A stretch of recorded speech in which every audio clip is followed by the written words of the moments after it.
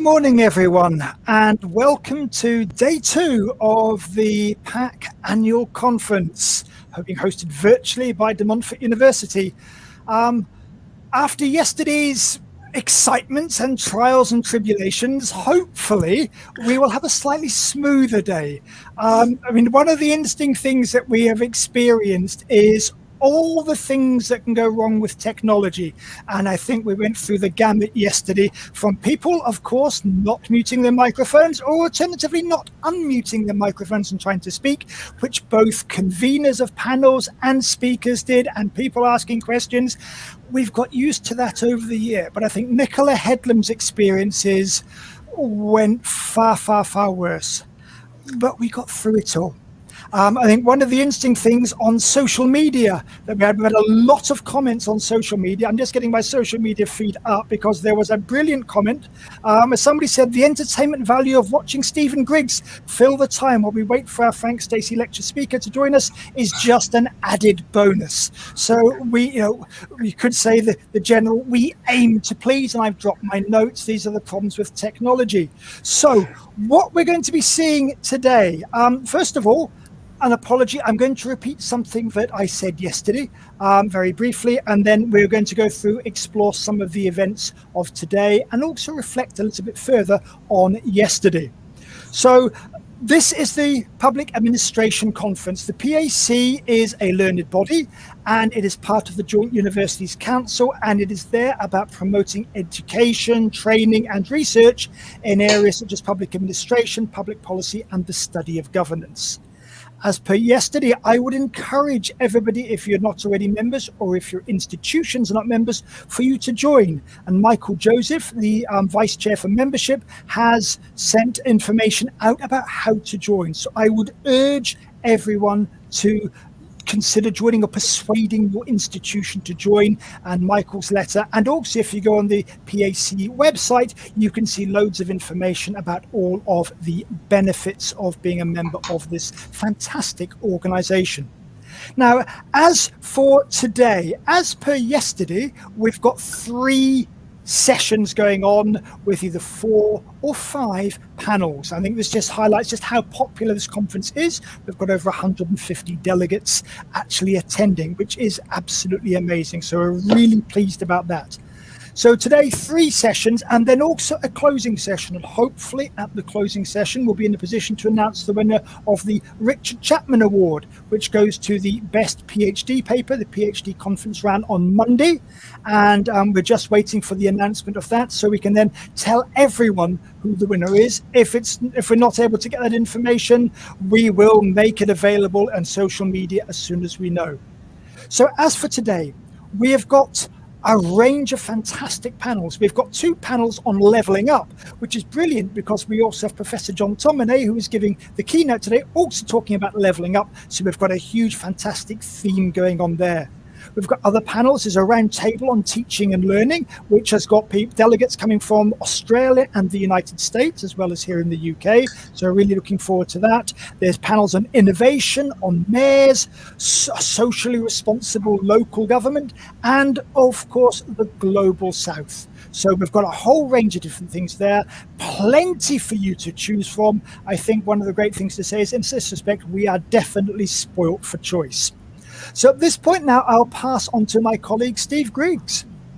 Hi, everyone. I promise not to hog the screen like I did yesterday for 45 minutes. I always wanted to be a keynote. I took the opportunity for that. Hopefully, I won't do that now. What we wanted to do as we start the day, because we know that some of you are joining us from, this is for this day specifically, we wanted to give you an opportunity to catch up on some of the themes that we've heard and discussed across the various panels and indeed the keynote, and also give you a chance in comments for delegates themselves to post what they think some of the themes are, and we'll hopefully be able to pick up on those comments as you post them. So I just wanted to say 2 or 3 things really.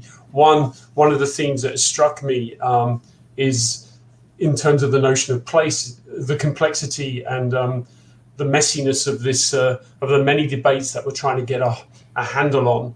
And I was struck as well by the sort of Nicola's sort of outlining of the various temporal and spatial sort of dimensions of place, which constantly came back panel after panel.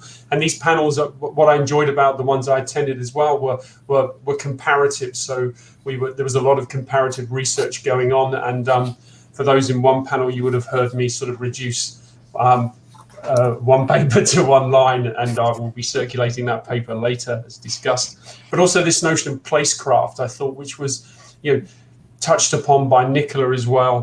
And I think that's something that I saw sort of emerging in how we start to think about bringing that together from the various papers. The other sort of themes around this very quickly, one was the inequalities that are constantly being reproduced across different places and between places. And there was a big debate in a number of the panels I attended about the capacity of the local to actually deal with these inequalities, and thinking about the sort of the collaboration or the more collaborative system of governance. So that was one theme. The other theme I wanted to pick up on was how much actually policymakers, and perhaps some of us, are heaping onto a place, how many demands we're sort of attaching to place as to what it can do. And I was struck very much by the concept of buckaroo, which Nicola Hedman, the game of where you pile objects onto a mule, which eventually throws them all off. And that for me was quite an interesting metaphor to explore around policy and snakes and ladders. And there was a comment yesterday, I think it was from Jenny, saying that, well, where are the ladders for people to get up in places? And, and how far, this wasn't Jenny, but I was struck by that comment and how far government under austerity, we've seen a withdrawing of those ladders across countries throughout the world. And I sort of, went back to my own childhood and thought about some of the games I played, and one of them was frustration. And I thought, in some ways, maybe this was a better metaphor for policy making. And the final point I wanted to make really was I was in a round table yesterday afternoon with Robin and Janice, and there was a discussion there about the role of the institution and the role of the academic, and this notion of civic universities and what it actually means, and also what it means for the type of research we should be undertaking. And I thought those were three themes that emerged quite, very strongly throughout the panels and keynotes that, I was lucky enough to attend. And I'm sure there are others. So if you have other comments, please stick them in the comments and we can read them out. But I also wanted to hand over to Ariana, because she was, I think, chaired 3 panels in a row, plus was behind the scenes sorting out Nicola's team's issues with others. So she's, I'll pass over to Ariana for her thoughts on what emerged during her panels. Thanks very much, Steve, and thanks, colleagues, for joining us today. As it has been posted on the chat, please feel free to chip in this discussion. We would like this bit of a recap of the first day of the conference to include also your own views, because obviously this is like what we gathered through the different panels and discussions that we participated in. But of course, you were very much at the core of this discussion. So please, if you have any comments on the emerging themes of day one, please put them in the chat. From my perspective, another key theme that emerged, going back to the very title of our conference this year, so focusing on place in relation to issues of governance, leadership, and public administration. One of the themes that really emerged strongly yesterday was also about who should lead, how, and at what scale, considering the complexities that Steve was mentioning that have emerged throughout all the panels, like what structures of governance do we need to deliver effective place-based policy. So these, of course, in particular, these are issues that we can see across the board in many countries, in different contexts, at different levels of government. But of course, if we look at what is happening in the UK right now, these are all issues that new agendas like levelling up actually have to grapple with right now. So I think that the contributions and the discussion that we've had we've had throughout the first day really help with thinking about how we could, as academics who work in these areas, maybe try to affect and input and have an impact on policy, and think about how the current approach can be challenged so as to make sure that we really all places and people can have better futures, and we find ways to deliver effective place-based policy. These, of course, are also themes that are very much related to the keynote that we will have from John in about 10 minutes. Leveling up is, of course, very much on top of the political agenda right now. And we will discuss with John. John will certainly help us to understand better what are the issues at stake and what are the big challenges that the country is facing. Again, we are going to look at the UK, but of course these are cross-cutting issues. And a lot of the research that John is doing is actually looking at also at what is happening in other countries too. So there will be scope also for a bit of a broader discussion as well. So if anyone has comments, please put them in the chat. I see that, that there are some supportive comments from Joyce. Joyce, thanks very much. It really means a lot. You've been very active contributing to panels yesterday, and you have another host of panels to chair today. So thanks very much for being with us and for your support. And then, of course, we have another comment on Steve, which we'll gloss over because I think I know who this is from. Despite the sorry for the jokes for those in the audience. This is our colleague Jonathan Rose, who likes to always make jokes about this. What I would like to say, if it was me, and I don't think it was, I resign online from my directorship of the Centre for Local Governance Research. It seems I might be the wrong person for the job. But I think it raises a really, just seriously, it raises I know we're conscious of time, but it raises a really interesting debate, which has been up throughout all of these panels, which is the balance, and you've just mentioned it, Ariel, the sort of the balance between the centre and local across different systems, and how we can start to learn from that, and how we think about the roles for both. I think, the relationship between them. Interesting enough, Neil Barnett and Jim Chandler yesterday in their paper on the panel, which I think was chaired by Jonathan, started with a sort of looking at how the centre needs to change to support and have a different relationship with the local. And anyway, but the resignation obviously was not, none of you can take that as being a formal resignation at that point at this stage. Thanks very much to colleagues for their comments in the chat.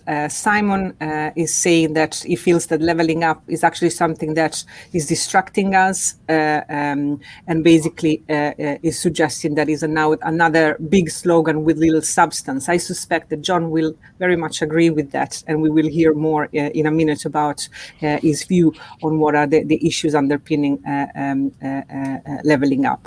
So I think, again, thanks very much to you all for contributing to the delivery of a fantastic day one. We're going to kick off with the lecture in about 10 minutes. John is here, so fingers crossed we're not going to have any technical problems today. So I just wanted to reassure you that John is here behind the scenes. But so we will just take a minute to put up the slides and prepare the tech, and we will start promptly at 10 a.m. Thank you very much.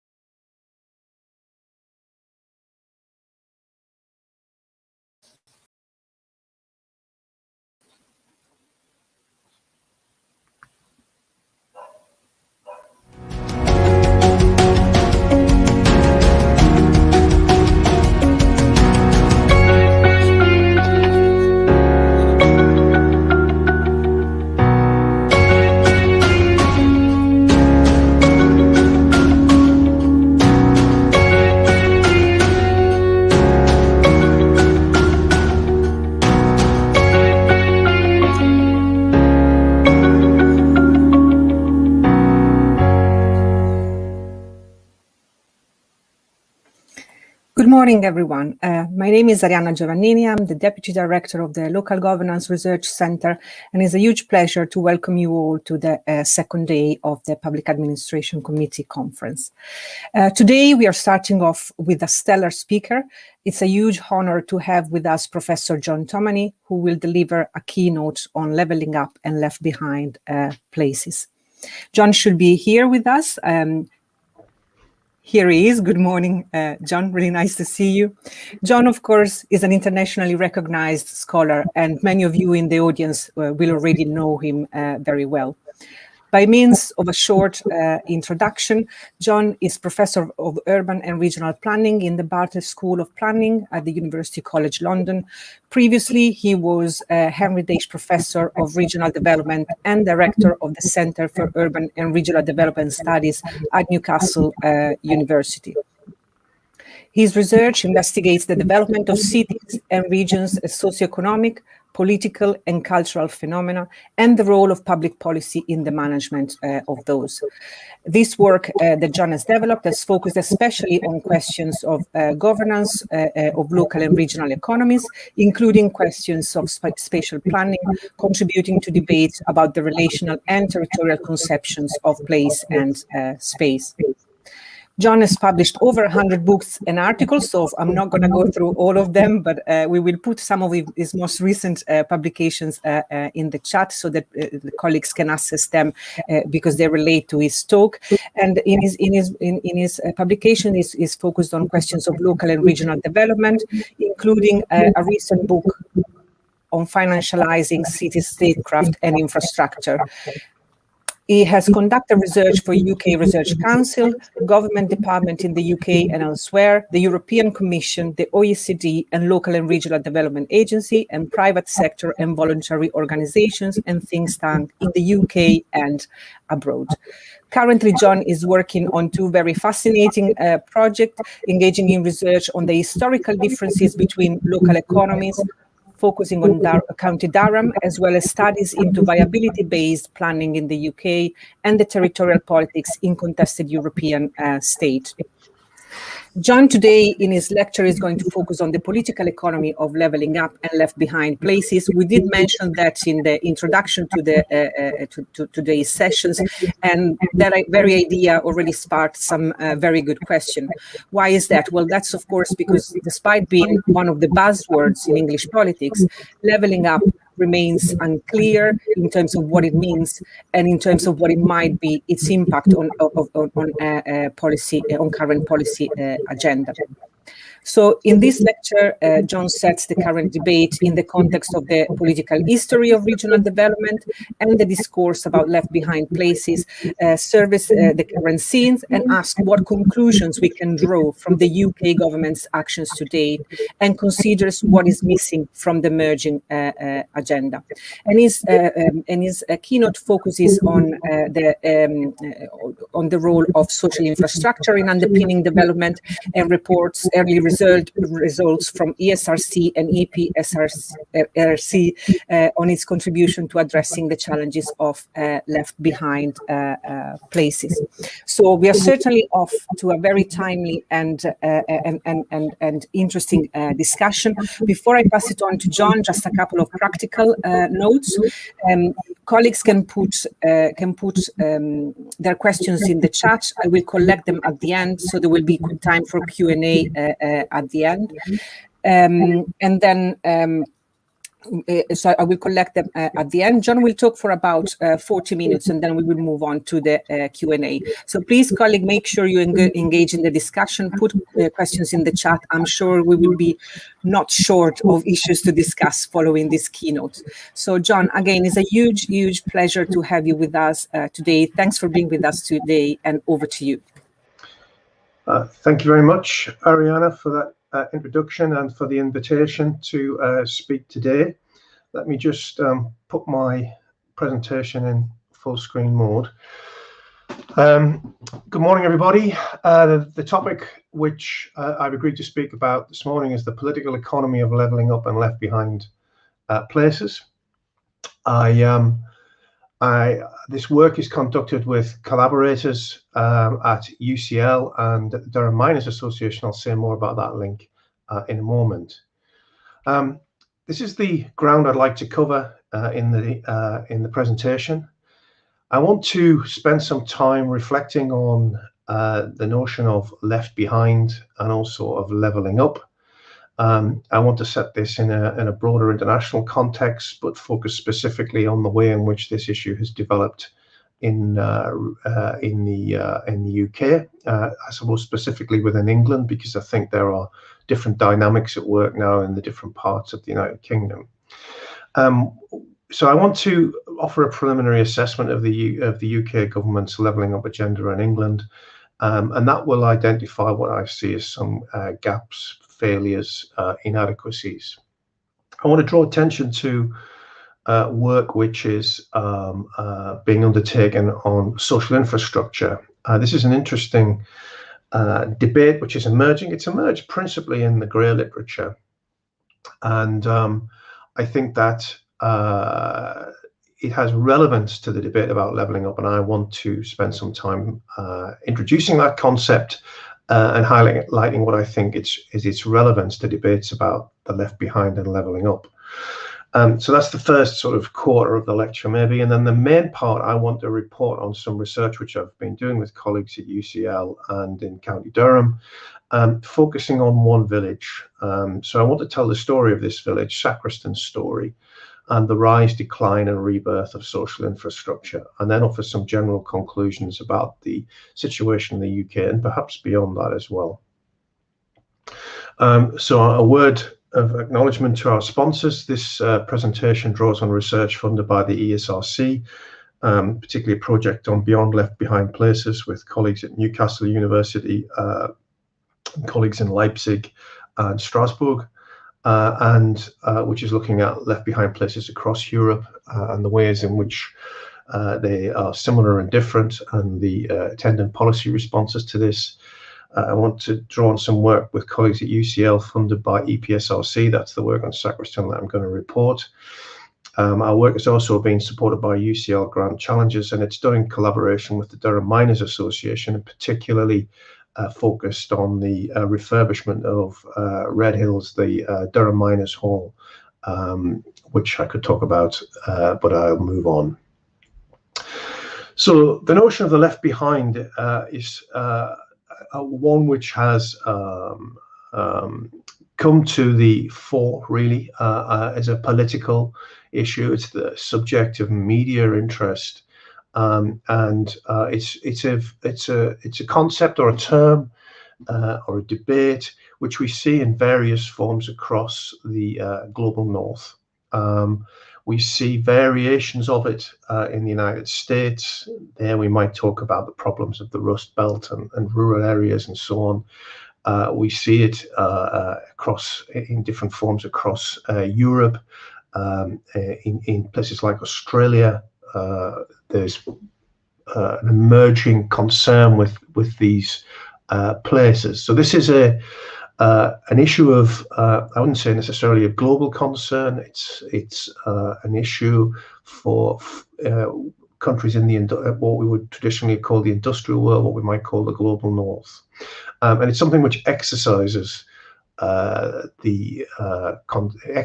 policymakers in all of these countries, and the Economist had a special issue on this topic a couple of years ago, and here the suggestion was that left behind places are places hurt by globalization.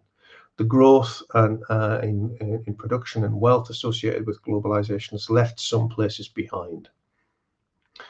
Now, the part of the growing political and media interest in left behind places reflects the fact that it's associated, particularly in places like Europe, with the rise of populist politics and populist parties, which represent a threat both to globalization in the sense that they generally adopt a kind of nationalist position, but also represent a threat to liberal democracy itself.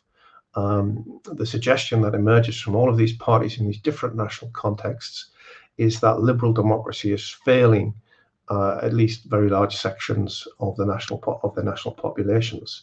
There's variations across Europe in the way and in the forms that this politics takes. Some places it emerges as a left-wing phenomenon, other places as a right-wing phenomenon. But the traditional political parties within Europe have faced these threats from these populist parties. And there are different manifestations of these issues in different countries. To take two in the European context, we could look at Italy, where the problem of left behind places is often framed today, at least, in the problems of inner areas, places which are disconnected from the centres of urban growth. And this typology of left behind places in Italy overlays the traditional gap between the prosperous north and the mezzogiorno in the south. In France, the debate tends to form around slow growing, low income, depopulating rural areas in contrast to the big cities. La France périphérique is the debate that's taking place there.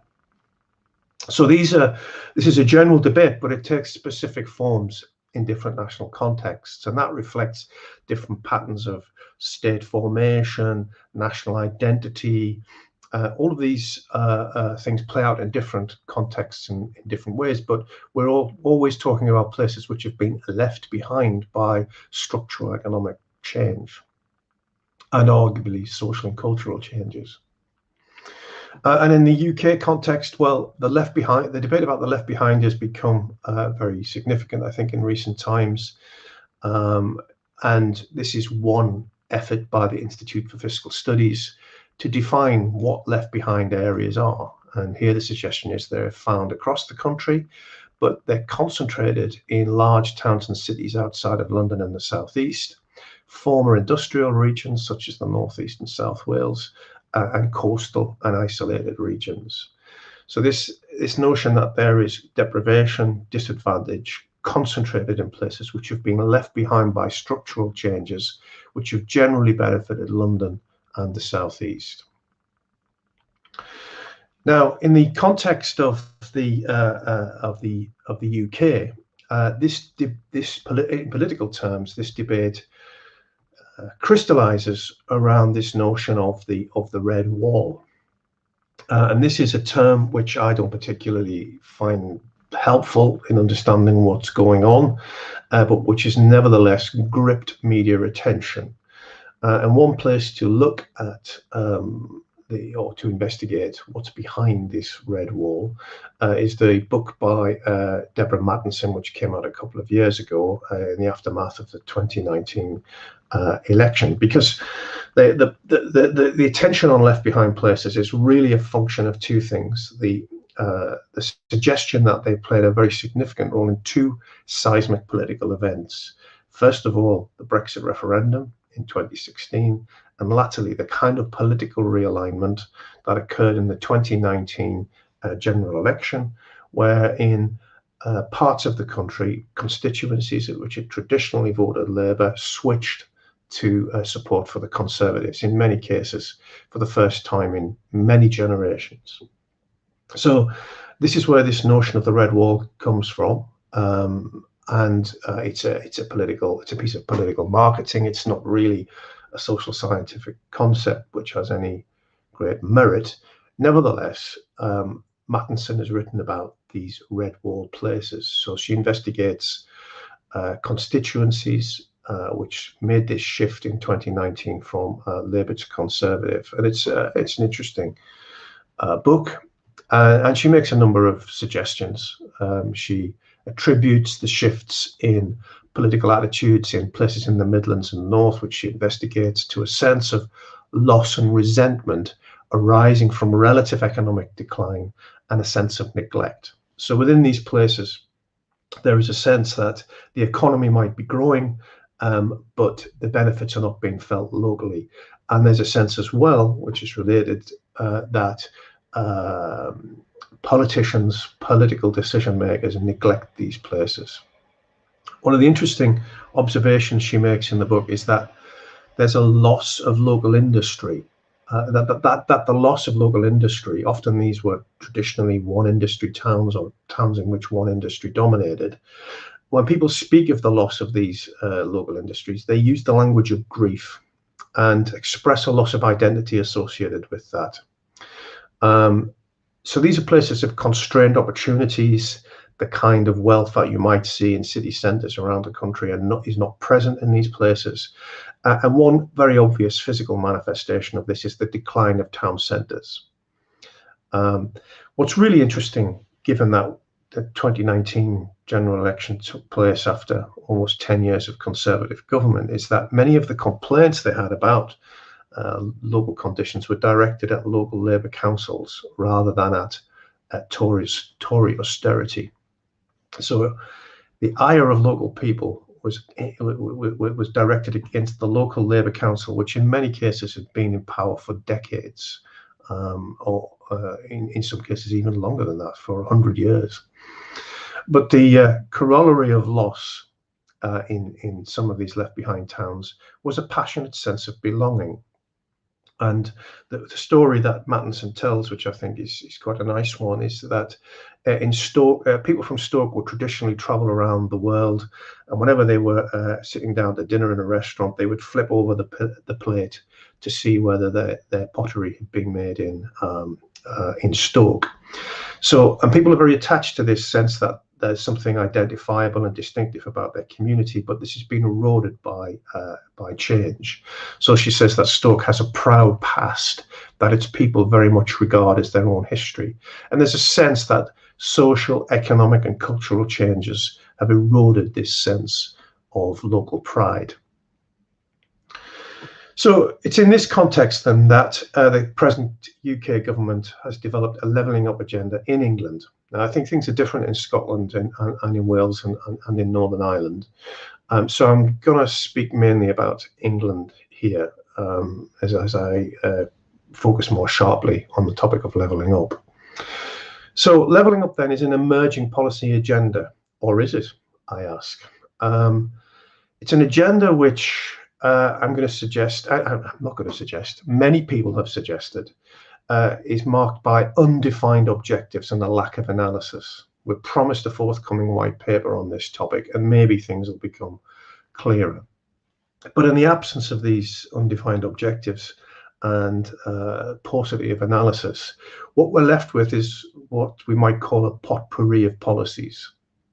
A set of policies that include things like free ports, more infrastructure, HS2 or railways of whatever, HS3, which is the proposed high-speed or improved at least rail links along the M62 corridor, planning deregulation, a perennial theme of Conservative governments, the relocation of civil service jobs, investments in research and development outside of the Golden Triangle, London and the Southeast, a focus on improving towns, etc. But the first question to ask about all of this is, how new is it? Free ports are a twist on enterprise zones, which we've had since the 1980s.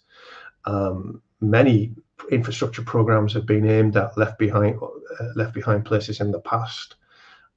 Planning deregulation, well, we've been through this on a number of different occasions, and the government's plans here look to be being rolled back.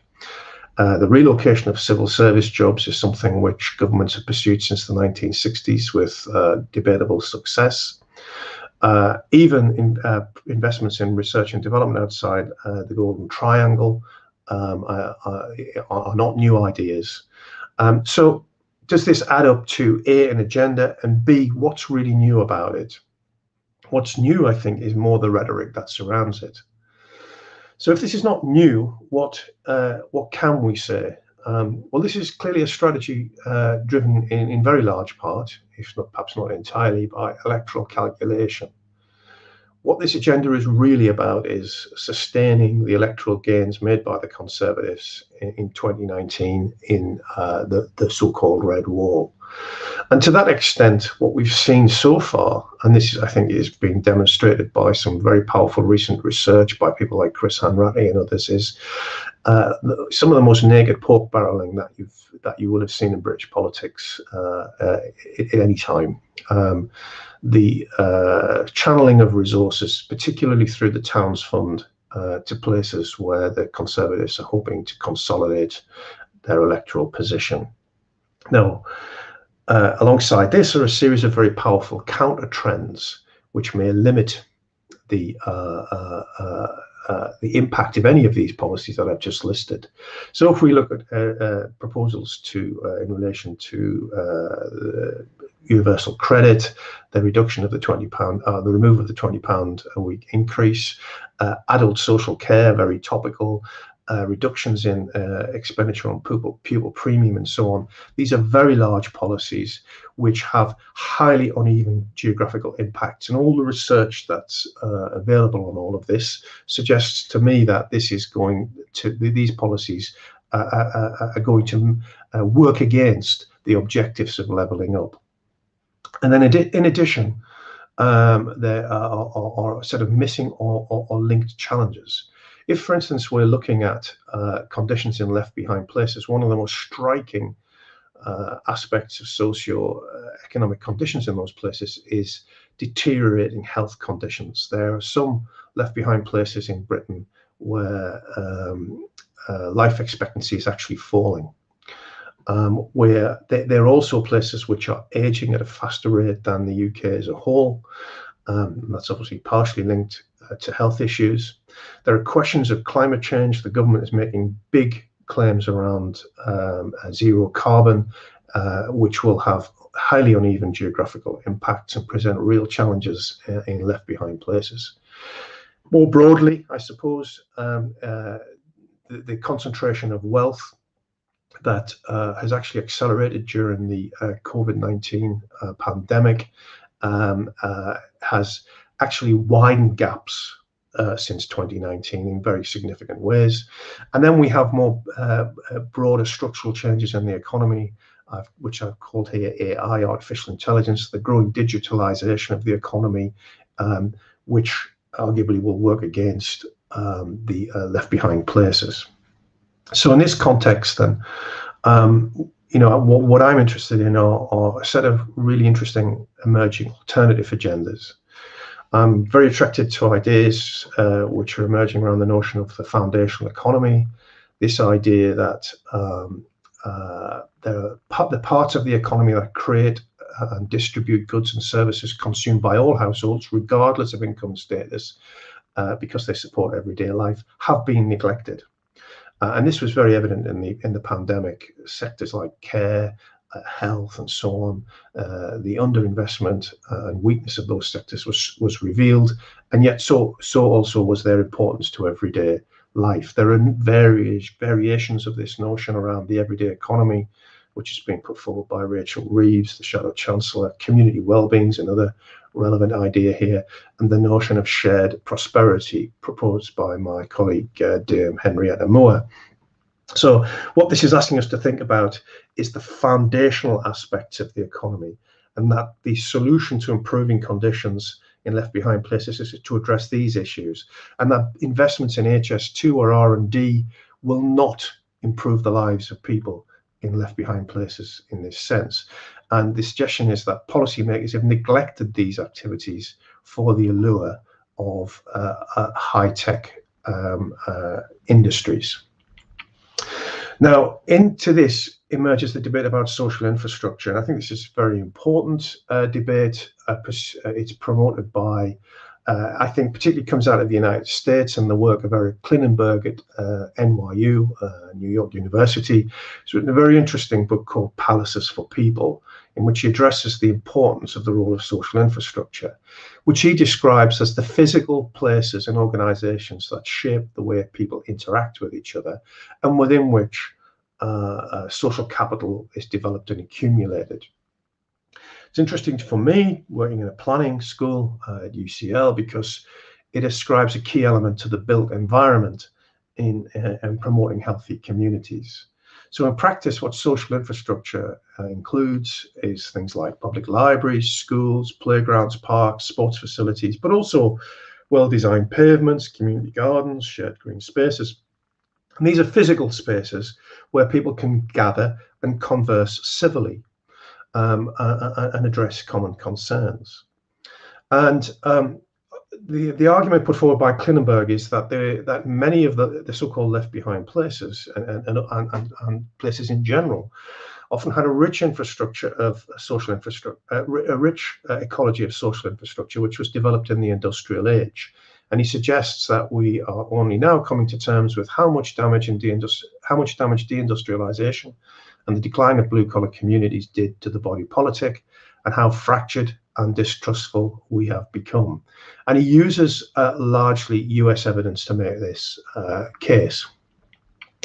But outside the US, there's been growing interest in social infrastructure in the UK, across England. COVID-19 pandemic, as I've already said, has revealed the depth of health inequalities, the scale of food poverty, the absence of green spaces, problems of endemic loneliness, which is not part of the levelling up agenda, but which is a key issue in many left behind places. These are all absent in the agenda. And interestingly, perhaps a straw in the wind, but I think perhaps not, a Survation poll earlier this year identified places to meet and other community facilities which bring people together as the top priority of people in left behind places when asked to list priorities. And there's an emerging body of great literature on this topic. The Bennett Institute at Cambridge has just produced some stuff for this, Centre for Progressive Policy. Also worth noting that the Biden plan in the US contains a range of provisions to improve social infrastructure. But what does this mean in practice? Well, in practice, then, I want to answer this question, or at least explore this question, by looking at our ongoing work, or by drawing your attention to our ongoing work in Sacriston, County Durham, to investigate what the political history of social infrastructure and its future. So Sacriston, then, what is this place? Well, this is Sacriston. In many ways, it's a kind of, I would say, unglamorous place, an unprepossessing place, although I do think it looks rather lovely in this wintry scene from earlier this year. What we've conducted there with my colleagues at UCL, what we've conducted is a deep place study, as we call it, in which we draw on a range of quantitative and qualitative methods, the latter including focus groups, archival and oral history, tracing the history of social infrastructure in the village. So essentially what I want to do with most of what's left of this lecture is tell this story very briefly. So Sacriston is in County Durham in northern England. It's near Durham City. It's a village, but it's a village which didn't exist until the 1840s. It owes its existence entirely to the sinking of a colliery in 1839. This was part of the massive expansion of the Durham coalfield, which was taking place at this time, probably creating the deepest coalfield, or the greatest deep mine coalfield the world will ever see, as we move away from carbon production. So here we see Sacriston Colliery in 1920, when the production of the Durham coalfield peaked. And we see a representation of work in a mine in Durham. And this is pretty much what work looked like in this colliery for a long period. It was dirty, it was difficult, it was dangerous, and it was periodically deadly. And it produced, as a result, strong solidarities, strong workplace solidarities. The colliery closed in 1985. So the person who was last out of Sacriston Colliery is represented in this portrait here, and this is Gus Tommy, my uncle, who was responsible in the end for the final closure of the colliery. Now, the key institution, the key social institution in this village from the 19th century onwards was the Lodge, the local branch of the Durham Miners Association, which was formed in 1869. And it was established to improve working conditions in the mine, but its influence extended outside into the community. And it worked with a range of collective, communal and associational institutions to produce social infrastructure and the foundational economy in this village. This is the earliest ordnance survey map of Sacriston. We see the colliery here and the beginnings of a village, which really amounts to a few rows of poor quality colliery houses built by the colliery company. But we also see alongside it the beginnings of what we might call social infrastructure. We see pubs, which were set up very quickly, the colliery inn. But we also see religious infrastructure. One of the first buildings to go up was a primitive Methodist chapel. Primitive Methodists were a very austere religious Protestant religious sect, which played a key role in the miners' union in Durham and in the community, and in forming the union. And they saw themselves as doing God's work, basically. Not everybody in the village was a primitive Methodist, but the primitive Methodists took up many of the leading roles. We also see a school emerging, being built by the 1850s to accommodate to meet the needs of the miners' children. So we see the growth of this village from its origins in the 1860s. By 1920, it had expanded significantly and taken on a form which lasted through most of the 20th century. In the post-war period, there was significant expansion in the size of the village, particularly as a result of council house building. And the village hasn't really changed shape much since that period, although it's changing shape now, as I'll talk about momentarily. So what was the social infrastructure which was developing around this time? What we see here is a business directory from 1898 showing that within Sacriston, a range of infrastructure had started to develop. So the village by this time had an Anglican, had a range of religious infrastructure, shops, and so on. So as the village developed, so did the social infrastructure to support it. By 1914, this infrastructure had expanded significantly. A range of shops, many of which were actually just front rooms of miners' houses, but also an Anglican church, a Catholic church, a Salvation Army citadel, a Wesleyan Methodist church, a Primitive Methodist church, a United Methodist church, a Plymouth Brethren Gospel Hall, a Literary Institute, 4 pubs, the 3 Horseshoes, the Robin Hood, the Queen's Head, and the Colliery Inn. So this was all assembled in very short order, and it was all assembled largely by the people in the village themselves from their own resources. So the Primitive Methodists built their own chapel. When the Irish arrived from Galway in the 1860s, they set about building a Catholic church, which they funded themselves, and this all created the village. But a very important development occurred in the period before 1914 with the opening of the co-op in the village. The Anfield Plain Industrial Cooperative Society opened a branch. And this is the branch that was opened at that time. An incredible piece of infrastructure for the time, opulent, providing a retail offer which was unsurpassed in the village. Controversial, it was quite expensive. And some of the existing shopkeepers weren't happy when it opened up, but it was a massive improvement for the lives of people in the region and in the village. And this was, again, a cooperative society. It was built by the people of the village themselves to meet their needs. And this account of its opening in 1897 from the builder gives a sense of the opulence of the whole thing. And what's noticeable is that the northern counties of England at this time, Northumberland, Durham, Cumberland, and Westland, had the highest proportion of cooperative membership of any part of the United Kingdom. And here 29%. And I suspect in Sacriston, the level of membership of the co-op was much higher than this. So this tradition of cooperation was really important here. Another example of this was the Durham Aged Mine Workers Homes Association, which was established in the 1890s to provide homes for retired miners who at that time would have been thrown out of their tied colliery cottages when their work was complete. And these are the Mine Workers Homes Association cottages on Plawsworth Road in Sacriston. The framework for this activity became the Labour Party. There are many ways to describe the rise of the Labour Party in County Durham during this period, but I'll tell this story through the life of Annie Errington, Sacriston miner's wife, whose husband was a lodge official at the colliery. She was a leading figure in the Durham Federation of Labour Women in the interwar period.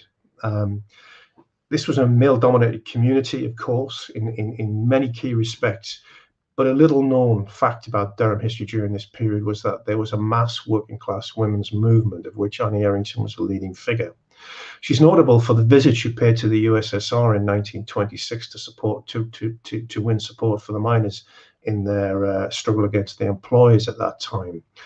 Later, she was elected to the Chesterley Street Board of Poor Law Guardians, which managed welfare locally, and was surcharged and threatened with imprisonment, along with others, for making overgenerous payments to unemployed miners. This is a picture of Annie on the trip to Russia in 1926. But later, she was elected to Chesterley Street Rural District Council and Durham County Council, and by 1938, she'd been made a Justice of the Peace, a local magistrate. So this is one life which tells the story of the insurgency of Labour in this period and its arrival, if you like, in the corridors of local power.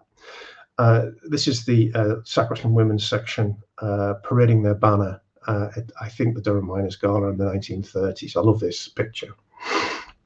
And at the county level, similar things were happening. And the key figure here was Peter Lee, caricatured here in the Northern Echo, who was simultaneously leader of the Durham Miners, Labour leader of Durham County Council, and note a primitive Methodist preacher. And Durham County Council, under Labour control, it was the first Labour-controlled county council in England, pioneered improvements in water, sanitation, education, public health, hospitals, built council houses at twice the national rate, reduced infant mortality at a faster than national rate. It essentially built the foundation of our everyday economy, provided social, building on the social infrastructure the miners had built and the communities had built for themselves, and produced a massive advance in local living standards. And here you see a photograph of Peter Lee opening the co-op in his home village of Winnie Hill in County Durham, and a picture of the reservoir in Upper Weardale, which Lee had built in order to ensure clean water to the mining villages, which up until that point hadn't had it and was subject to all kinds of waterborne diseases. So Sid Chaplin, a Durham miner and novelist, reflecting in 1978 on growing up in the interwar period in Durham mining village, described each village as a sort of self-constructed, do-it-yourself counter-environment, a place that the people had built for themselves.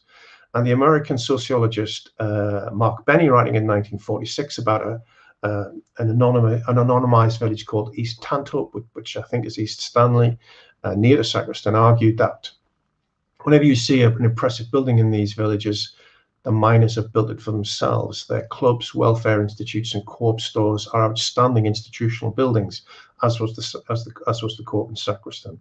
Nothing has come to this village, come easily to this village. When it felt the need, it tried to supply it for itself. Every institution in the village the people had built themselves or struggled for through their union. So it's a powerful story. And if we go back, if we look at the 1915 map, we see this infrastructure. We see the Methodist Church and Sunday School. We see the Catholics have built their church and presbytery and school. Members of my family were involved in doing that. We see the Anglicans arriving late on the scene with their church. We see the Salvation Army Citadel still there. We see the Literary Institute, the Working Men's Club, the football ground, and infrastructure provided by the now by the district council. Where there's the schools, infrastructure provided by the district councils in the form of water and sanitation. We see here a privately owned reservoir owned by the Weardale and Concert Water Company, but don't be fooled by that. This was later taken over by Durham County Council, effectively municipalised because of consistent failures on the part of the private sector to provide clean, regular supplies of clean water. And then we have the co-op on Plawsworth Road at that time. So that was the world that in 1945. And I'm going to suggest that the period after 1945, things changed. A Labour government in 1945 created the post-war welfare state. We saw the modernisation and centralisation of collective services, particularly of education, health and utilities. Things that were locally owned and controlled gradually moved out of the village. And later we saw the privatisation of key industries and public services after 1979. Now, these changes were embedded in and contributed to broader social, cultural and technological changes. Nationalisation of the coal industry had improved health and safety, but in the end was the mechanism for the rundown of the industry, especially from the 1960s. Sacriston Pit was slated for closure on occasion, but survived until after the miners' strike in 1986, where it was then was the last of the inland pits to close in Durham, when production was concentrated on the coast. So the infrastructure that was created by 1950 was slowly run down, in a sense, or control of it was slowly lost from the village. And this left the village ill-equipped, I would argue, in many ways, to deal with the closure of the colliery in 1986.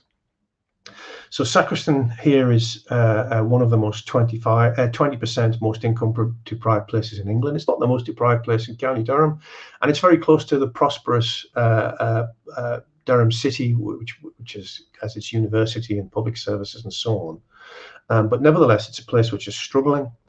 The co-op we see here was closed and abandoned.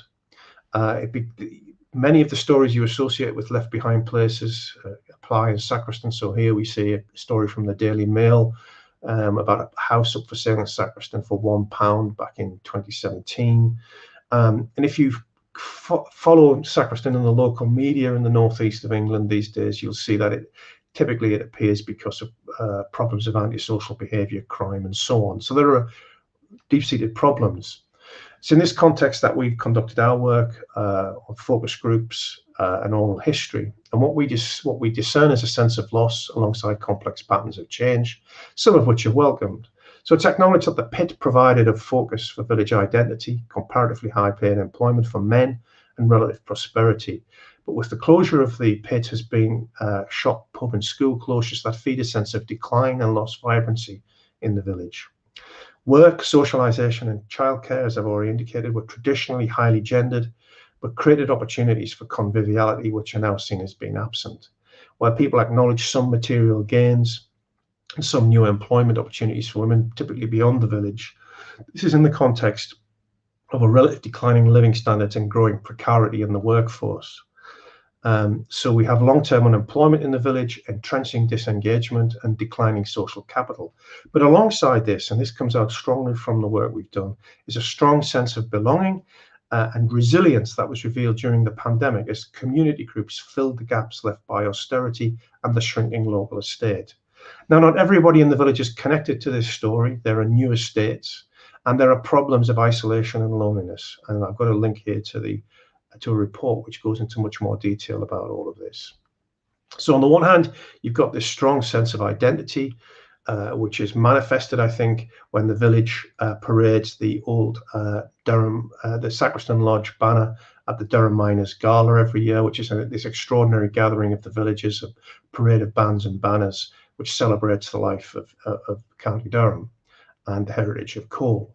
But on the other hand, you've also got new estates emerging on the edge of the village, which are offering housing which is beyond the means of most people who live in the village. And these people have very little interaction with the village as such. They're driving in and out of their estates on the edge of the village and not necessarily integrated in and using the village as facilities such as they are. So what we're doing at the moment is charting the physical social infrastructure of the village in the way that Klinenberg talks about it, in order to understand better where it is, how it's used, who uses it. And we're doing a second round of focus groups, which include focus groups with school children to understand how they interact with their village. Now, there are tremendous things going on in the village, and I'm moving to a conclusion. Tremendous things going on in the village.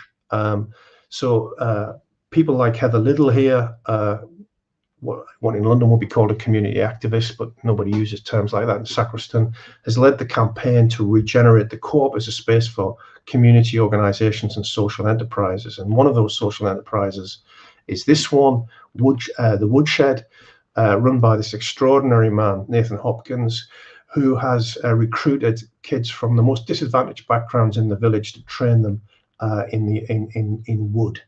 Now, the refurbishment of the Co-op and the establishment of these businesses is being done in the face of all kinds of bureaucratic obstacles, and it's extraordinary tenacity of these people which has saved the Co-op and put it to new uses. So in conclusion, what I want to stress here is that there's a history to Left Behind, there's a history to Levelling Up, and we're reinventing old solutions in many respects, but there are old solutions which won't work, but there are old solutions which we can learn from, the provision of social infrastructure, which I think hold more promise than some of the debates that exist around levelling up at the moment. W.H. Auden describes man as a history-making creature who can neither repeat his past nor leave it behind. There are lessons from the past to learn, but we're learning the wrong ones, in my view. So what are the opportunities and barriers facing left behind places and achieving levelling up? Well, I think what my story tells is the limits of centralised solutions. Left behind places are diverse and complex, and they're not going to be addressed by centralised solutions. So, for instance, it's been proposed by Rachel Wolfe, the author of the Conservative Manifesto, that if the government wants to show it really understands people and places, it's going to need to use its vast plethora of funds, the Levelling Up Fund, the Towns Fund, the Safer Streets Fund, to invest in the physical fabric of places and in supporting shops, events and culture. Bluntly, it needs hanging baskets. I'm suggesting it needs a lot more than hanging baskets. I think we've neglected questions of identity and belonging in this debate. And I agree with Klinenberg that we can't reinvent the old blue-collar communities of the past, but we can learn stories about social infrastructure, both from the past and from the things that are taking place in these villages today. And a key policy priority is, I agree with Andy Haldane, former chief economist at the Bank of England, is now to strengthen the infrastructure that underpins these dynamic parts of left behind communities and assist the volunteers who established them to create new opportunities in these villages. So that's me. I conclude my talk at that point. Thanks very much, John. This was a fascinating lecture, and thank you so much for taking us onto a kind of an intellectual journey from the global to the very local. It really helped us to understand, the historical roots of debates that some try to promote as new ones or as emerging agendas, as you said. And I think it really helped us to understand what are the issues that need to be tackled going forward. We've had these discussions in many other occasions, but I fully agree with you on the fact that, what you are highlighted in your conclusions, the fact that, there are clear limits to centralized solutions and solutions that come from the center to address the issues that you have highlighted. And there is certainly a need to strengthen the kind of scope, looking also not just at electoral sort of gains, but also at the need of really improving the life of people, not just in the run up to the next general election, but in the long term.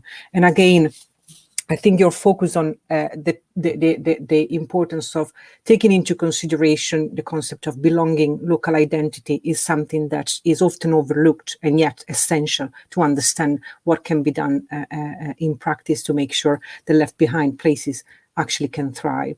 So thanks very much for that. I see there are a lot of questions, so I'll try to address them in order. The first one was from Professor Robin Hambleton. Robin is asking whether you could offer some insights from your international research on left behind places. And he was wondering whether countries with strong or powerful local and subnational government have, in your view, been more effective in coping with the industrializations and the effect of and the impact of that on communities. That's a big question, and it's something that we are addressing actually in the ESRC work that we're undertaking at the moment. And I think it's very difficult to give a general answer to this question. I think very often we have to understand the national context within which local governments operate in order to understand the contribution they make to these things. I've been a big admirer of, for instance, Australian federalism in the past. I think it has many strengths and traditionally has been highly cooperative. But I think, if you look at Australia now, its federal system is being tested to destruction by the COVID-19 pandemic. States closing borders to each other, attacking other states for their failures to maintain the pandemic. Western Australia, which has been largely unaffected by the pandemic, attacking New South Wales. These kinds of this. So I think it's very difficult to say strong local government is the answer. I think there are positive lessons from different national contexts. I think German federalism, it's been under strain, but I think it's worked better. The US has, by UK standards, strong federal and local government, and its response in places has been very good. In other places, it's been absolutely disastrous, particularly in the South. So answering that question is, I don't really have I think it's an excellent question and requires some careful reflection and the mobilization of a range of evidence. My sense is that it's not as easy as saying strong local government is the answer. I think, particularly in the places that I've been looking at closely recently, like Sacriston, local government is often seen by local people as the problem, not the answer. And where there's dynamism in finding and interesting solutions to social problems, they're not coming necessarily from local government, who operate in very conventional ways. It's coming from people like Heather and Nathan, and who are doing unbelievable things, heroic things, with minimal resource and just a whole lot of commitment and belief that they're doing the right thing. A bit like the primitive Methodists. Isn't that, John, part of the problem, though, perhaps in the UK context, that people feel that local government can't, or is part of the problem and can't provide answers to, the pressing issues that they're facing in the day-to-day life because of, the structural kind of outlook of central local relations in the UK? So a disempowered local government, what kind of answers can it provide to these very, very big issues? Well, I know, it has its detractors, but I'm quite attracted to the sort of notion of the enabling council, which has been put forward by New Local, formerly the New Local Government Network. I think the great mistake in the design of the post-war welfare state, easy for me to say, was that the state was seen as the solution to almost all social problems. But if you look back at the architects of the post-war settlement, Keynes in the end of laissez-faire, and later Beveridge, particularly in his writings after 1945, argued that what was missing was the intermediate organisations who had a high degree of autonomy and could be much more agile and flexible in meeting social problems. So in Josie Harris's biography of Beveridge, he talks about how he'd wanted a role for the friendly societies as an element of the welfare state. Now, I'm not saying that would have solved all the problems, but it would have enriched the ecology of institutions which were available to tackle problems. And I think this, perhaps, alongside a strengthened but reformed local government, might be where the answer lies to addressing these problems. Thanks. Sorry, go on. No, I'm finished. You carry on. We have another question from Jack Newman.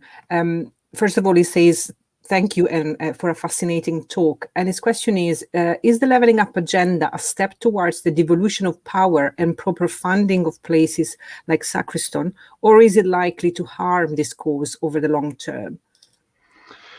I think, as it's conceived, thanks for the question, Jack, and hello. I think that as conceived, I think that the levelling up agenda is going to miss targets like Sacriston. It's hard to see in that agenda what there is for Sacriston beyond the hanging baskets of Rachel Wolf. And I'm not against hanging baskets. We've got one out the front of the house. They're great, but they're not the answer.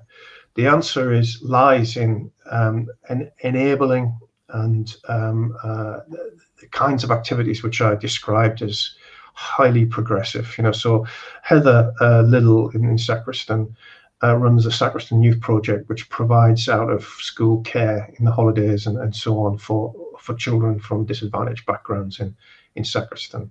And this is a voluntary activity. It's done by people in their spare time, and but with a bit of help, you could do a lot more of that, not just in Sacriston, but in places near Sacriston which don't have these commitments. I mean, Sacriston's an interesting place because the colliery closed in living memory, and I think a lot of the attitudes and infrastructures, mental infrastructures of the colliery village still survive there, whereas in other places where the colliery closed a long time ago, they've been forgotten. So people, Heather's a miner's daughter, and it's in her DNA. She describes this kind of activity. So, but there's, they're moving their activities into the old co-op, but the obstacles they've had to do that, bidding for different funds from different pots of resource, from different organizations whose funding cycles aren't aligned. It's an incessant problem of keeping the show on the road, while in the meantime they're doing this fantastic work of taking children on summer trips to Durham Cathedral or Beamish Museum and so on. And it's despite the state, not because of the state, that they're achieving these things. Yet they have to deal with the state because the state has the money, but they just dole it out in ways which don't make providing these services, which are, make a massive difference to the quality of life of children in the village and their parents. They do it against the odds all the time. And the same with Nathan and his workshop. I mean, what he's done there and the lives he's changed is absolutely extraordinary. He's not interested in running for the council or anything like that. He wants to help these kids in the village get a foot on the employment ladder when they start with absolutely zero qualifications and have, in some cases, hardly attended school. So on one recent visit that I had there, the police called in to talk to him, to say, look, Nathan, there's this bad lad in the village. He's causing bother everywhere. Could you have a word with him and see whether he might be interested in coming? Nathan says, yeah, I'll have a word. Can't promise anything. But he's done that so many times that the police go to him now and say, help us solve the antisocial behaviour problem. And it's just inspiring to be around. But the obstacles that are placed in front of these people are, you wonder why they bother, actually, frankly. They're tougher people than me, that's for sure. That's a fascinating insight. Thanks, John. We have another question from Ananya Mukherjee. Again, she says, thank you for a wonderful contribution. Just 1 second, because she said thank you for the wonderful contribution.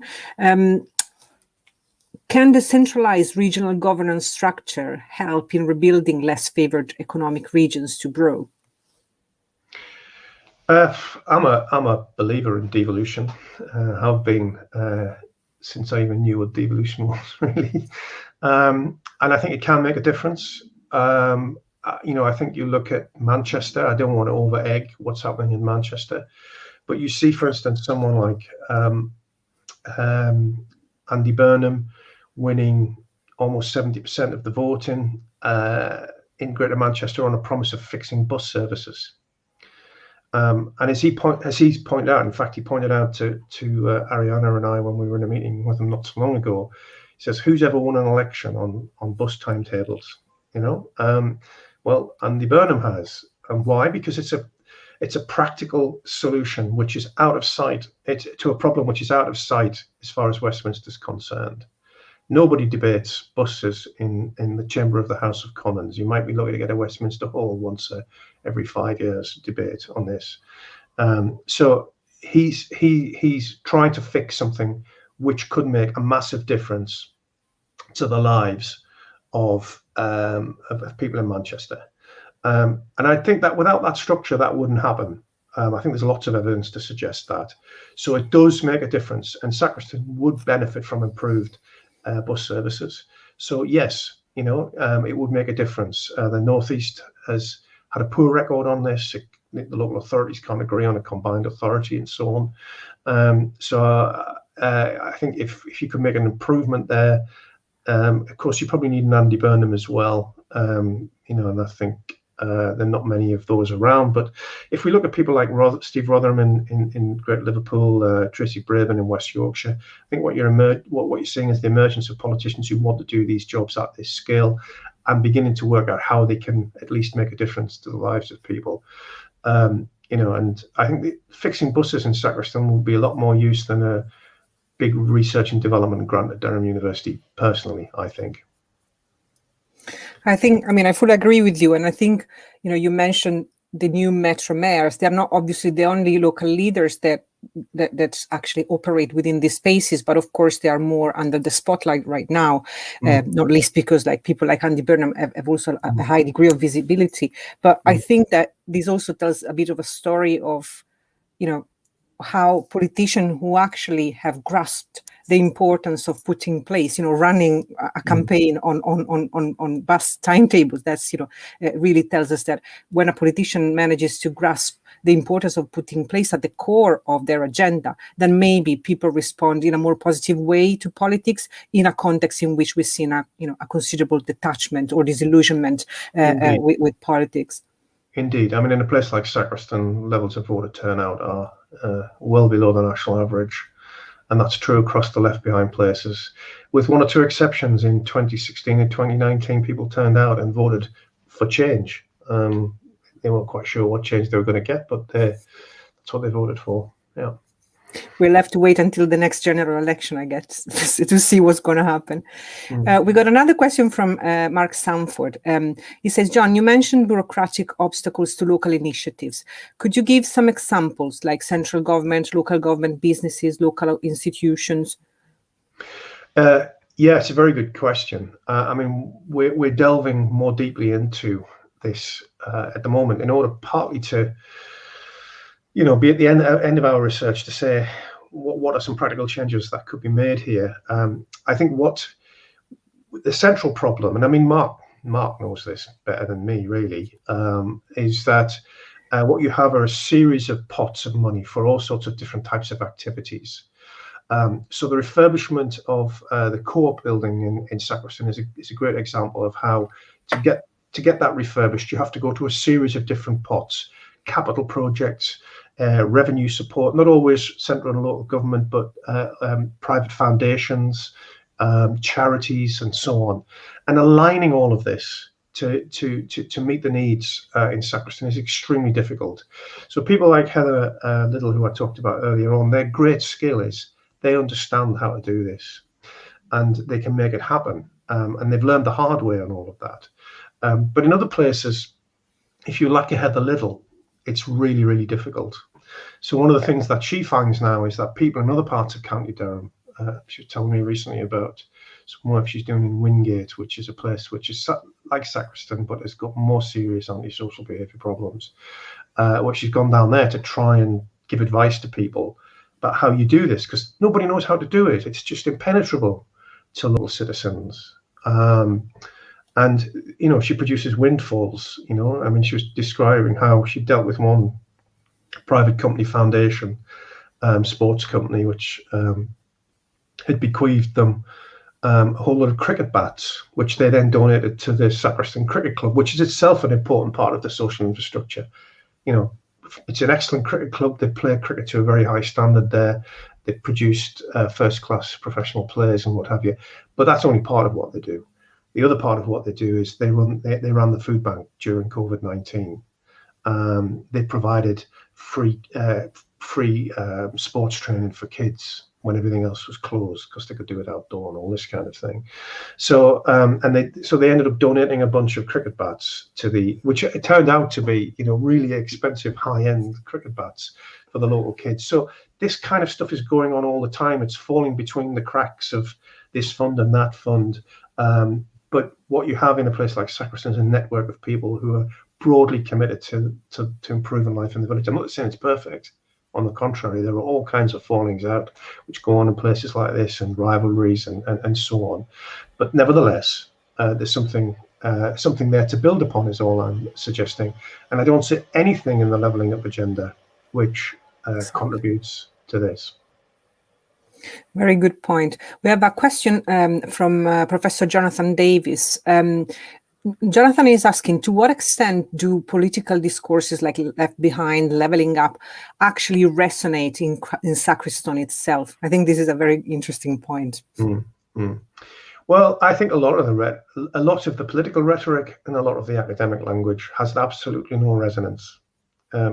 So when I sit in seminars at UCL, people are always talking, for instance, about community activists and activism and all that kind of thing. If you went to Heather or Nathan and said, "Are you a community activist?" they'd say, "What's one of them?" No, I run a workshop, or I run the youth group. They don't use this sort of language. Left Behind's a problematic term. You have to use it because it's the lingua franca. But on the other hand, it's a pejorative, isn't it? It's not saying these. So people are wary about that. Sometimes they'll say, well, of course we're left behind, but on the other hand, we're not left behind because we're doing things to help ourselves and all this kind of thing. Levelling up is always discussed, in my view, with a kind of wry smile. Of course, the government's levelling up, they tell us. The kind of things. Yeah, but having said that, I think it does have some resonance. So I've talked about Andy Burnham, but you could talk about Houchin down on Teesside, who's used this language a lot to great political effect. I don't think it's delivered anything to Teesside at all, actually, that will contribute to its long-term development. But it's been made to work, at least in the short term there. I think the issue is whether any content can be put into that term, whether it's from the government or from its critics, whether the term can be captured and reused in the ways that I think might be more constructive. I don't know. But people have heard some of these terms, and I think that's the power of them, even if the content, even if there's nothing there, if you like, there's nothing there. The emperor has no clothes. People have heard these terms, and they are being at least sort of, they do have some purchase. Thank you, John. We have quite a lot of questions and probably not enough time, so I'll try to take a couple in rounds if that's okay. So a question from Tom Arnold asking, what do you think is the role of the planning system that the planning system plays in living places short of social infrastructures? And then from Melissa Sergi, what are the opportunities and barriers to ensuring the levelling up is equitable in diverse communities and that community cohesion is achieved? So planning and diversity. Well, planning plays a big role, and not always a constructive and positive one. I'm involved in a sort of, I'm a trustee of an organisation which is a key part of social infrastructure in County Durham, and which has just been awarded money to refurbish an historic building. And I'd say the planning system has been a hindrance to this throughout, in ways which are just quite unimaginable. And given that I teach planners, this is going to form a case study in future lectures for them about this, how planners can either help or hinder. So the planning system has a major role to play. Now, in more affluent places where development rates are higher, I think there are possibilities to extract planning gain, if you like, in terms of social infrastructure. But in places like County Durham, any development, in most parts of County Durham, any development is welcome, and therefore the opportunities to negotiate planning gain are quite limited. So you can't rely on that as a means for providing the sort of social infrastructure, which Tom's talking about. I think the planning system has an important role to play, but I think very often it's not a positive one in practice. We need to think more about how we achieve planning gain in places where development levels are lower. So yeah, it's an important point. It's another one that we need to think about, and it's something I obviously in my sort of other academic life think about quite a lot. On the question of diversity, yeah, I mean, we are working consciously, deliberately, and without apology in one of the most least diverse places in the country. Right? We're with the white working class, as they're sometimes referred to. Nobody in the village would refer to themselves in that way, I don't think, or very few. But from a sociological point of view, that's the category we're dealing with. One of the interesting things that, working in a place like UCL, in central London, we have extensive links as an institution with the most diverse places on planet Earth. And there's a lot to be learned from those, from the experiences of those places. What this particular project we're doing in County Durham is concerned with is taking some of those learnings and applying them in places which look very different to Hackney or Tower Hamlets, which I'm familiar with, not because I work there directly, but because many of my colleagues do. And then the members of my team are people who've worked in these very highly diverse communities. So, for instance, one of the aspects of the next round of work we're doing is focus groups in school with teenage kids who are from Sacriston. The secondary school in the village was closed a while back. Massive loss of social infrastructure. Massively, it was felt as an injury to the community, the closure of that school. So the kids now go to school in nearby Durham. We're doing some interviews, some focus groups with them. But my colleague who's doing them is used to doing them in places like Islington or whatever. It's going to be a completely different environment. That's not to say that there's not diversity. There is, but it's not in the conventional way which we talk about it in this kind of research.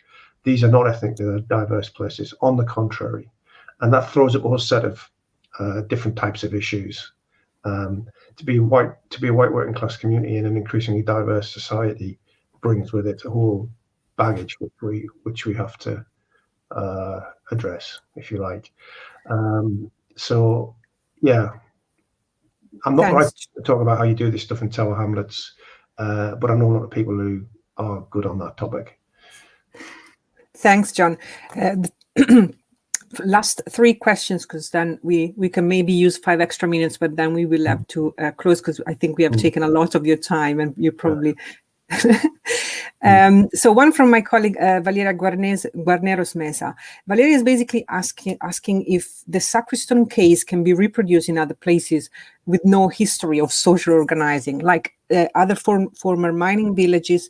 This sense of solidarity is remembered, but other places lack the history. So probably she's referring to the persistence of also of the mental infrastructures that you were referring to. What happens to places that they don't have that? Then John Schatt is asking whether the county council is playing any role in the village and what is happening in educational term.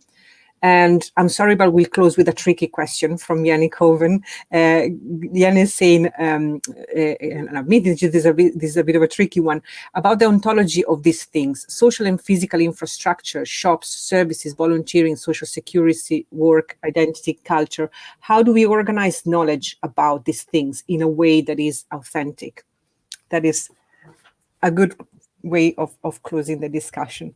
Over to you, John. Right. So the first question was, how do you... what happens to places that don't have that? Yeah, places that don't have the history. Something that Klinenberg talks about in his book. So there are plenty of examples around the world of places which, on the face of it, are highly atomized, new communities, which, and, this is where I think history is actually quite helpful, because we say, in the 1850s, Sacriston didn't have a history of, it literally had no history. There was nobody lived there. So the history we're talking about is something that people have made through their own efforts and activities. And there are places now in County Durham which have very tenuous links with this history. Pits were closed in the 60s or even before. And there are parts of County Durham where there were attempts to demolish villages once the pit closed, the Category D planning policy of the 1950s. So, and in one or two places that actually happened. Even within a place like Durham, it's not as simple as, Sacriston's interesting because, people like Heather and Nathan, born and brought up in the village sort of thing, and have this sense that there was this history, but even their connections are increasingly tenuous. Nevertheless, people are always interested, I think, in the history. There'll be the one or two who aren't, but so there are people whose connections are very tenuous, but understand that there is but once they understand there's a history, they become absolutely absorbed in it. And this comes out of an anecdote which my daughter told me. She was working as a teaching assistant in a school in Durham, and in the school in Durham where we're going to do the focus groups. And one of her jobs was to keep ahead of the bad lads. And there was one particular bad lad in the class who she had, she said that it was a struggle to get him to write his name at the top of the piece of paper, let alone anything else. He was just a handful, and her job was to keep him under control. But the geography lesson she was in, the teacher, as part of the curriculum, started talking about Durham as a place of coal mining. And she said he just switched on.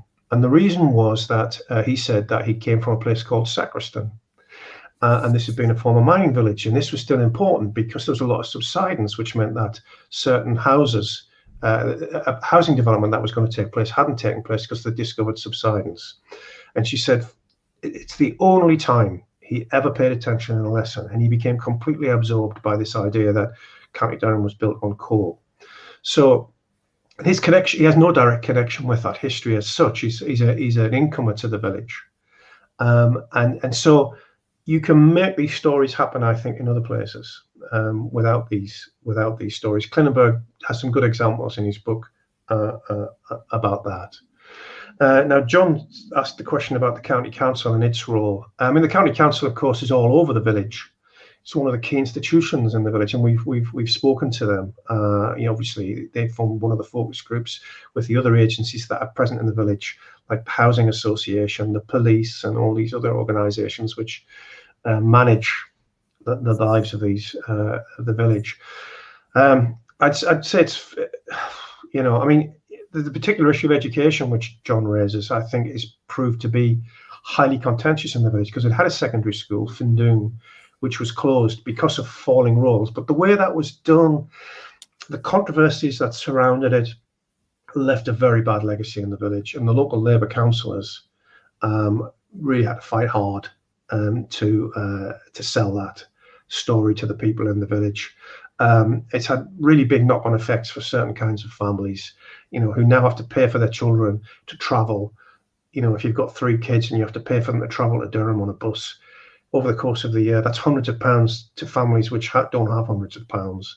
So things like that make a big difference. And of course, in County Durham, Labour in the last local elections lost control of the county council for the first time since the 1920s. And it's the accumulation of this stuff, as much as it is to do with Brexit and so on, which I think is at work in producing these political outcomes. They're a neglected part of the story, I think, in places like County Durham. The pollsters never go and find out about, what really made you annoyed about the council. Well, they closed this road in Constant and meant I had to do this, and I couldn't get to work. And this stuff is really, really powerful. And if it's not handled correctly by councils, it accumulates into a story that the council doesn't care. And so voting against Labour in the recent local elections was a vote for change in the way that Brexit was, in the way that voting Conservative in the parliamentary elections in 2019 was. So the council is really important actor. I don't think the new coalition council's got any new ideas, frankly.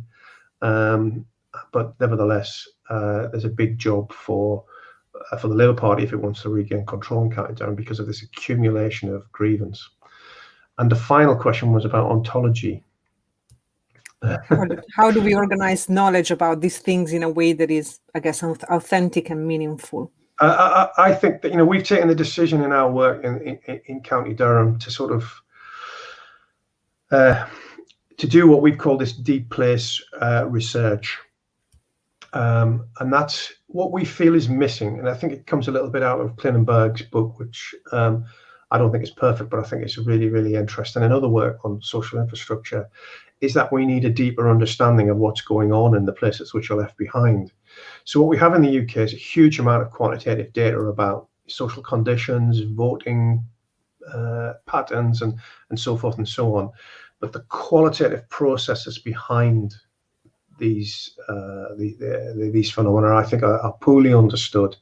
You know, Mattinson's done some focus groups in a few places, and that's what makes that book interesting. It gets behind people saying, no, I feel a sense of loss that there's no pottery in Stoke anymore, and you know, I'm angry about it.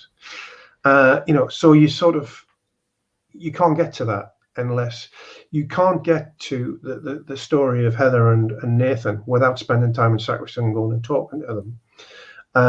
And you can't understand their story and about why the co-op means so much without understanding that long history. Is the way that I'm looking at it at the moment, anyway.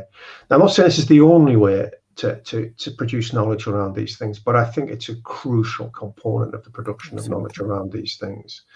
And so it's why we've committed ourselves as a group to doing this over the next, you know, I see initially at least as a 5-year project with villages in Sacriston, which villages in Durham, which Sacriston's one, and also our relationship with the Durham Miners Association and what they're doing with the Miners Hall in Durham. So these things all fit together. And what it means partly is we're going to take our time.